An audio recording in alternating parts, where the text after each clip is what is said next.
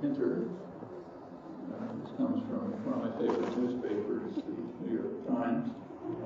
Columnist James Trow, and just so you know what you're listening to, this will help inform you. Pinter's politics are so extreme that they're almost impossible to carry. Mr. Bush and his gang, he said in a speech as the war in Iraq approached, are determined quite simply to control the world and the world's resources, and they don't give a damn how many people they murder on their way. Pinter sees the current president as only the most recent exponent of the American hegemonic impulse. The playwright was just as outraged by NATO's 1999 air war in Kosovo, though the bombing was essentially a last resort in the face of Milosevic's savage campaign of ethnic cleansing. Factual questions there. Pinter described it as a criminal act the UN Security Council hadn't approved, designed to consolidate American domination of Europe.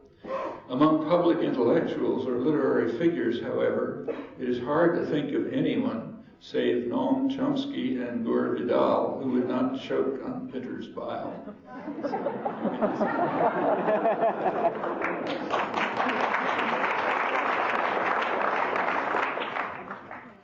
Professor Chomsky, we are representing the Students' Anti-War Coalition in Colombia, and we would like to publicly ask you for your support against the war in Iraq and the protests that we are holding for it on the 15th of February.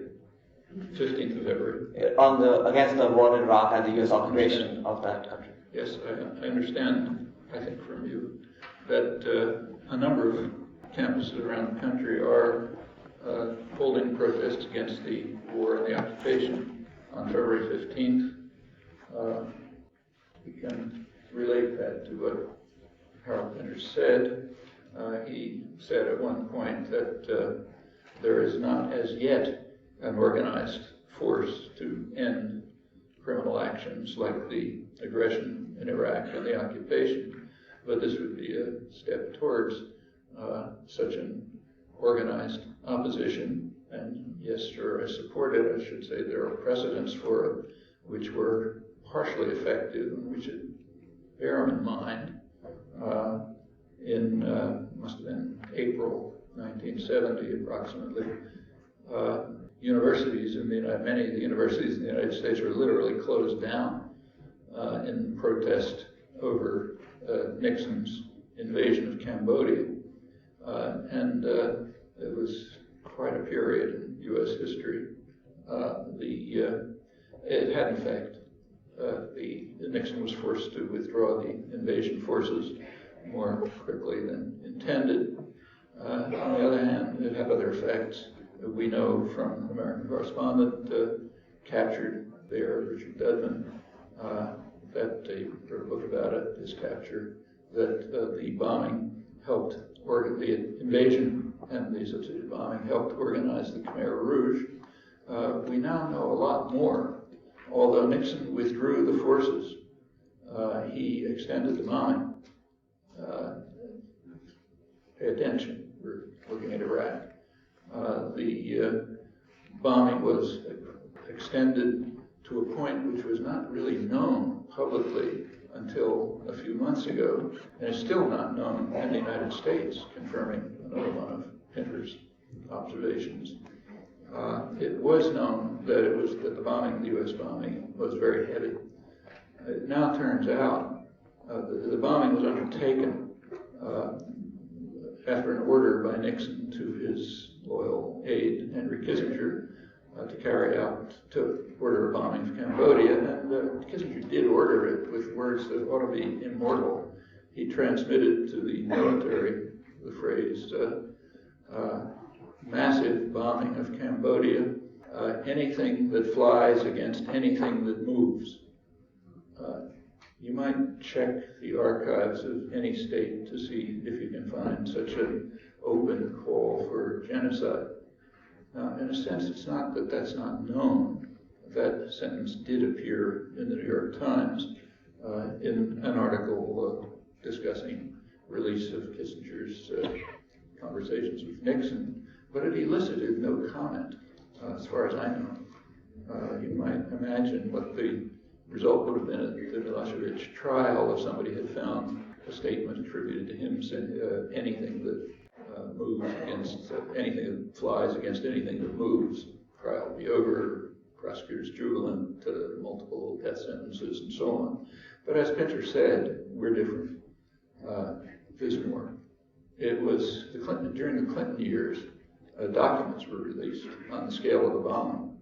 The first article about them just appeared earlier this year in a small Canadian journal published by the head of the Yale University Genocide Project, Ben Kiernan, who's a specialist on Cambodia, and the Genocide Project is mostly concerned with Pol Pot, but also other things.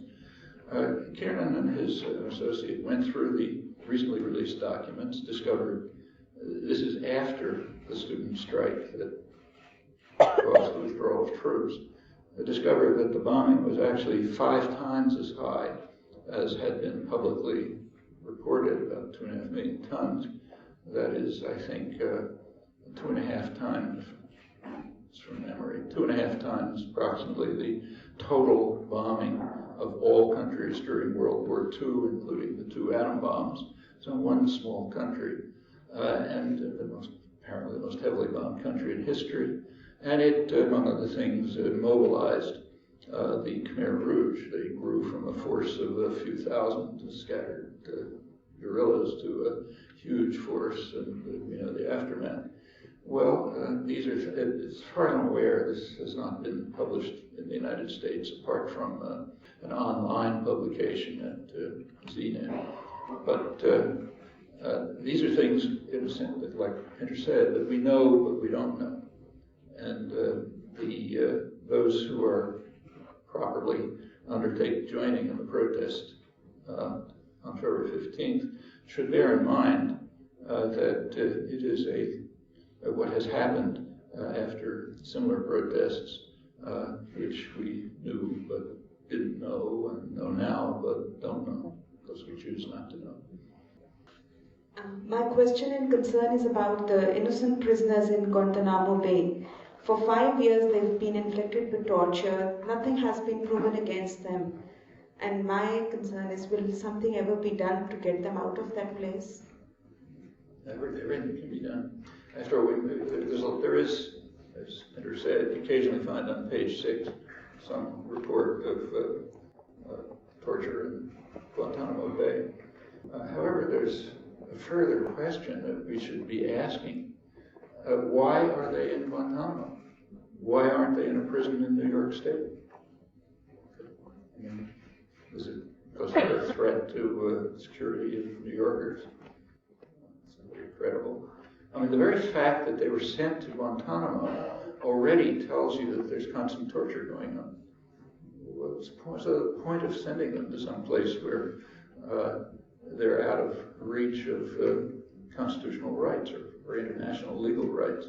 So without even investigating looking into the studies, but important studies by the ACLU,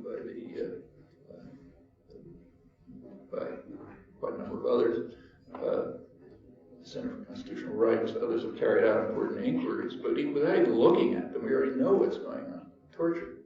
No other reason for them being there. In fact, we could ask a further question.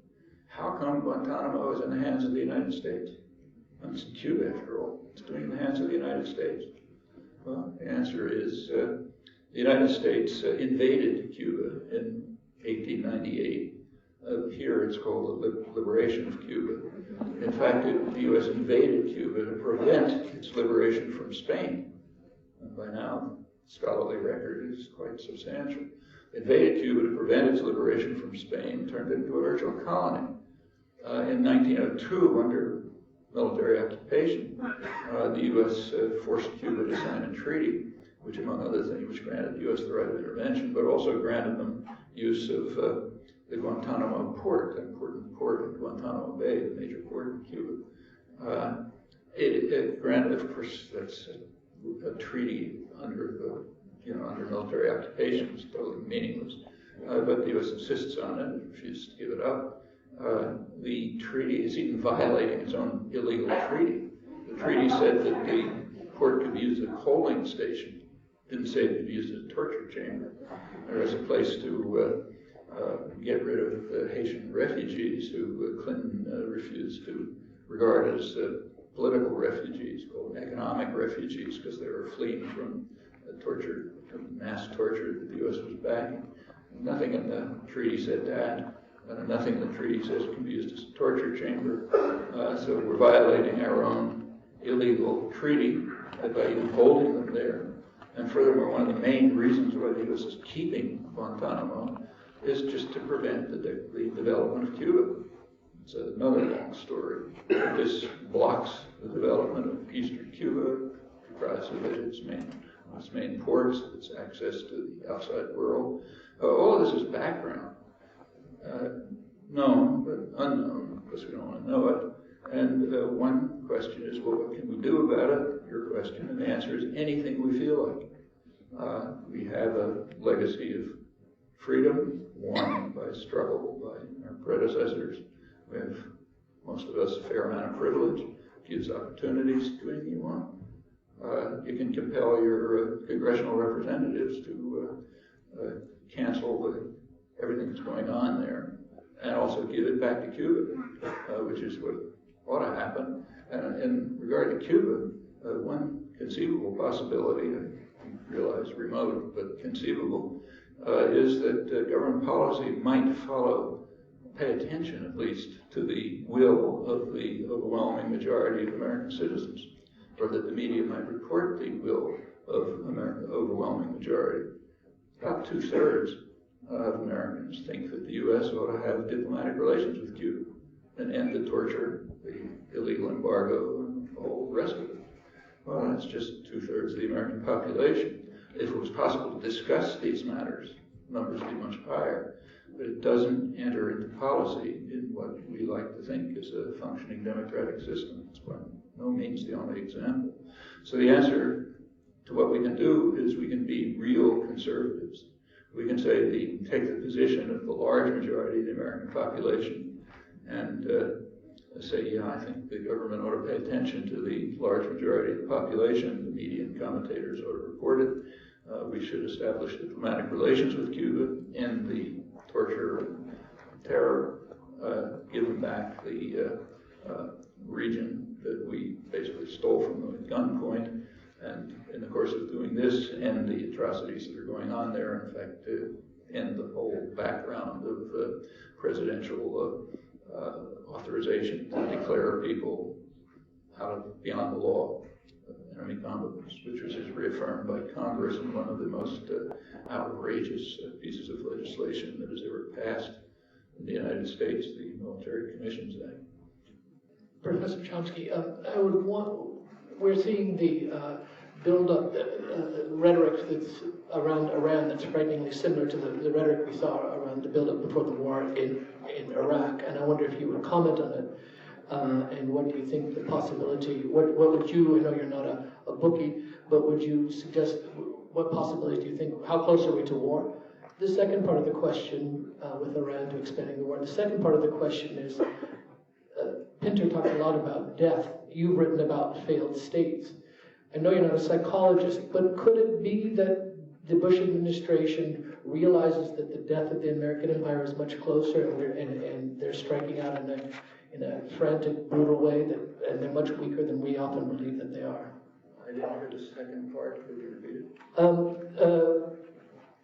Pinter spoke a lot about death. Some people have mentioned that the neoconservatives actually believe in the strength of the United States, the military strength. Perhaps there is a different interpretation. Perhaps the Bush administration, the neocons, believe that the death of the American empire is much closer, and that what we're seeing now are the last gasps. Well, as to how close we are to war, that's really in your hands. Again, it's kind of like Cuba. The American population has an opinion about this. There's polls I've seen, about 75% think we should put an end to any threats against Iran and move to improve relations with it. Maybe I've forgotten the exact number, but I think it was about 75%. We know that that's the opinion of the people of the region. In fact, such a strong opinion, this is Turkey, Saudi Arabia, and Pakistan, that the large majority of the population of the region would prefer to have that Iran have nuclear weapons. They don't want that. In fact, they hate the idea. But they prefer that Iran have nuclear weapons than that there be any military action taken against it. We know that that's the position of the respected head of the International Atomic Agency, Energy Agency, rather. His position is that the West should drop the sanctions, Iran should stop the enrichment, and there should be a period of negotiations. You can learn that in the New York Times, even, if you bother to read the last paragraph of the front page story a day or two ago on the growing threat of war, and incidentally, there's a lesson there. The way to read the press, I've learned over the years, is always start from the last paragraph of the story on the continuation page. And that's where the important information is. Presumably, I don't know, placed there by the reporters because it'll escape the eyes of the editors and the headline writers. Headline writers just look at the first paragraph, and that's the headline. It's the framework of the story. But very commonly, if you look down toward the end, there's something really interesting, like this, for example. So again, how likely are we to go to war with Iran? Well, it depends on what people like you are going to do. If you can do something to bring about a change in the country in which the opinion of the 75% of the population matters, and the opinion of the region matters, and the opinion of the world matters, well, okay, then we won't go to war with Iran. Otherwise, it's possible. I don't think it's likely, I doubt that they're that crazy, but it could be, and essentially for the reason you mentioned. The White House is in a desperate position. Everything they have done has turned into a major catastrophe. I mean, if there were an opposition party in the country, political party, that did 90% of the vote. But since there isn't, people do vote for the Democrats, but mostly because they hate the Republicans, not because there's anything they're voting for. But again, it could be possible to imagine a democratic society in which there's some political party that responds in some fashion to the will of a large majority of the population. And there's case after case of it. So that we're back to that. If that can be achieved, and yes, they are desperate. Everything's turned into catastrophe. Iraq's a huge catastrophe. Might be an even worse one. And we can go through the rest of the region, in fact, much of the world, and the same is true. And they're desperate. When people are desperate, you can't predict what they're going to do. I mean, a man-eating tiger in your backyard is not an attractive prospect, but a wounded one is much more dangerous. And basically, that's what we're facing. Wounded man-eating tiger with the power to destroy the world. And that's unpredictable and could be extremely dangerous. Are there prospects for peaceful resolution? It's very likely. Never proven. Nobody wants Iran to have nuclear weapons, or for that matter, any other state to have them. In fact, it's all illegal. But are there ways to calm the crisis? Probably. We know now that a couple of years ago, in May 2003, the Iranian government, the reformist Khatami government, proposed to Washington that there be an open discussion between them of all outstanding issues, including Israel-Palestine, nuclear, uranium enrichment, all the other outstanding topics. There was an indirect response from Washington. The Bush administration censured the Swiss diplomat who dared to bring the offer. Okay, that was the end of that possibility.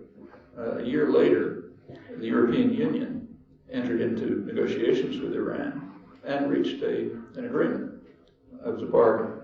The bargain was that Iran would suspend uranium enrichment, to which it is legally entitled under the Non-Proliferation Treaty. Everyone agrees with that. But they said, yeah, they would suspend it. And in return, the European Union would provide, words were, firm guarantees on security issues. Security issues is a diplomatic phrase for U.S. threats to attack Iran, threats which incidentally are a violation of international law, a grave violation. UN Charter bars the threat or use of force. Since nobody here seems to care about international law, the threats are perfectly open and nobody does anything, says anything about it.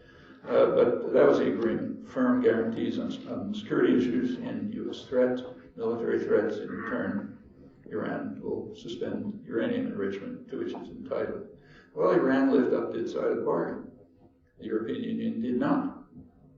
Reportedly under U.S. pressure, it was unable to provide any relief from the threats, and they were serious and incredible ones, from the United States and its offshore military base, Israel, which is being built up consciously, public knowledge, if you want to know it. Like, for example, in the last couple of years, the Bush administration sent over 100 advanced jet bombers to Israel, publicly advertised as capable of bombing Iran. Israel is a small country, but a huge military force because it's an offshoot of the United States. It has an air and armored forces which are larger and technologically more advanced than any NATO power outside the U.S. And in addition, now has another 100 jet bombers. All of this is in that same category, known but not unknown. I don't think it's ever even been recorded here, but it's, you can find it. Well, those are credible threats. If the U.S., what happened is, after the European Union was unable or unwilling to withdraw the threats as promised, Iran returned to uranium enrichment. The way that enters history, manufactured history, is Iran broke the agreement. Well, technically, but not exactly the whole story. Can it be repeated? Very likely. There is a deeper issue. What about control of weapons-grade fissile material altogether? I mean, unless that's done, the species is probably going to destroy itself. Just far too dangerous. There are proposals about that. One of them comes from the respected head of the International Atomic Energy Agency, ElBaradei, and that is that weapons-grade fissile materials be placed under international control, and if any country wants access to them for peaceful purposes, it should apply. Well, that would solve a much bigger problem than Iranian nuclear weapons. It might solve the problem of human survival. As far as I'm aware, there's only one country in the world that has accepted that proposal, Iran, a couple of months ago. Of course, you can't report that, but do they mean it? Well, yeah, there's only one way to find out, just as there was in the case of Khatami's proposal. The one way to find out is to explore it. When there's a refusal to explore it or even report it, it does lead to the suspicion that maybe they're afraid that it would work. Well, those are some of the ways that could be pursued. For us, another way that could be pursued is to try to turn this into a functioning democratic society, which public opinion is known to people and matters and affects policy and can be discussed, and issues can be discussed seriously, just as Pinter pointed out, and policies change. And that applies to a wide range of issues. I see that my minders are okay still. Yeah, okay. Professor Chomsky, another arm of U.S. imperialism seems pretty clearly to be neoliberal economic policies and neoliberal globalization. I know that you just came back from Latin America recently. What do you think it would take in the United States for there to be the level of mobilization against neoliberal policy that is imposed by the U.S. Globally, that there is in Latin America, for instance? In Latin America? Besides mass desperation of the population. Yeah. Well, it's a long, complicated question, and I've written about it, and so have others. But there are some striking things. First of all, you're right to call it neoliberal globalization. It's usually called globalization, but that's ridiculous. There's nobody who's opposed to globalization. In fact, the strongest advocates of globalization are those who are called anti-globalization. They're the ones who meet every year at the World Social Forum, recently in Kenya and other groups around. Yeah, they're in favor of globalization, international integration, but they're in favor of globalization in the interest of people. So therefore, they're called anti-globalization. Globalization, advocates of globalization are the ones who meet in Davos at the same time. That's because they're interested in international economic integration in the interests of corporate power. Rights of people are incidental. So that's globalization. The others are anti-globalization. Neoliberal globalization is the particular form of international economic integration designed by primarily the United States, a couple other states very close to it, the multinational corporations, the international institutions like, say, the IMF, which is an offshoot of the U.S. Treasury Department, and so on. They have called the Washington Consensus, in fact, now modified slightly. That form of international economic integration has been imposed and adopted by parts of the world. Latin America, you're correct to mention Latin America. They're the ones who most rigorously applied it, and has been a catastrophe for Latin America, not controversially. It was also accepted and applied in Southern Africa, another catastrophe. There are regions of the world where the rules were basically ignored, like East Asia, dismissed it, and followed the development path that the rich industrial societies have done. Okay, they had rapid growth. It's also applied partially inside the United States itself. The neoliberal U.S. is too powerful to accept rules, but partially applied in the United States, and we know the effects. From roughly 1950 to 1975, when the neoliberal policies began, the U.S. had historically unprecedented economic growth. Never been anything like it before or after, and it was egalitarian.